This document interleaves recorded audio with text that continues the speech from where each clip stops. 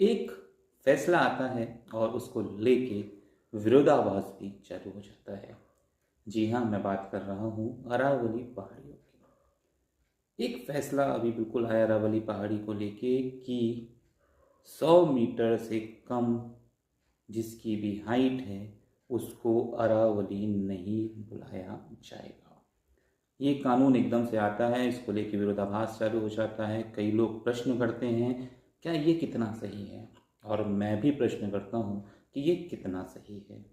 यानी जो छोटी पहाड़ियाँ, चट्टानें, ढीलें, प्राकृतिक ढीलें जो अभी तक अरावली का भाग था, अब वो अरावली का भाग नहीं होंगे, जिनकी लंबाई या ऊंचाई 100 मीटर या उससे कम है। ये एक दिखने में काफ़ी सरल सा फैसला लगता है, बट अगर तकनीकी रूप से देखें तो इसको बारे में एक बार फिर से सोचना ज़रूरी पड़ता है। जब बात आती है अरावली की, तो अरावली प्राचीन पर्वतलों में से एक माना जाता है। राइट, आज एक है। और इसके आप एक चीज़ देखिए, एक फैसला आप किस इस पे लेते हैं मुझे नहीं पता। मिनिस्टर कहते हैं कि इससे कुछ भी नुकसान नहीं होगा।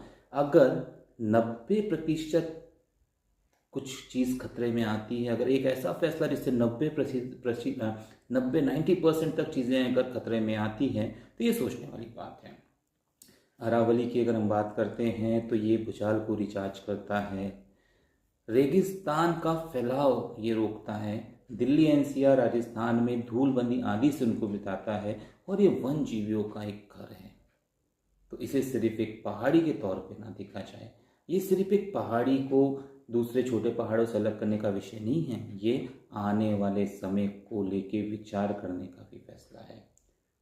मैं मानता हूँ कि प्राकृतिक चेंजेस जरूरी हैं, मैं मानता हूँ कि हमें हमारी विकास जरूरी है, लेकिन इस तौर पे नहीं कि आने वाले समय पे हमें उसका नुकसान ही हो। हम एक लोकतांत्रिक देश में हैं और यहाँ पे हमें सवाल करने का और उसका आंसर जाने का पूरा अधिकार है। हाँ, वो पूछने का तरीका सम्मानजनक होना चाहिए और तत्वों के साथ होना चाहिए। तो मैं ये मानना चाहूँगा, गवर्नमेंट से दरख्वास्त करना चाहूँगा कि इस फैसले पे फिर से विचार किया जाए, क्योंकि ये सिर्फ एक पहाड़ी का नहीं, आने वाले समय में मानव जीवन को लेके भी काफ़ी बड़ा प्रश्न ये खड़ा करता है। क्या आप भी मानते हैं अरावली को लिए हुए फैसले में फिर से विचार करने की ज़रूरत है? अगर आप मुझसे सहमत हैं तो आप मुझे कमेंट करके बता सकते हैं, और ऐसे ही वीडियोस के लिए देखते रहिए next step Vidya. Thank you.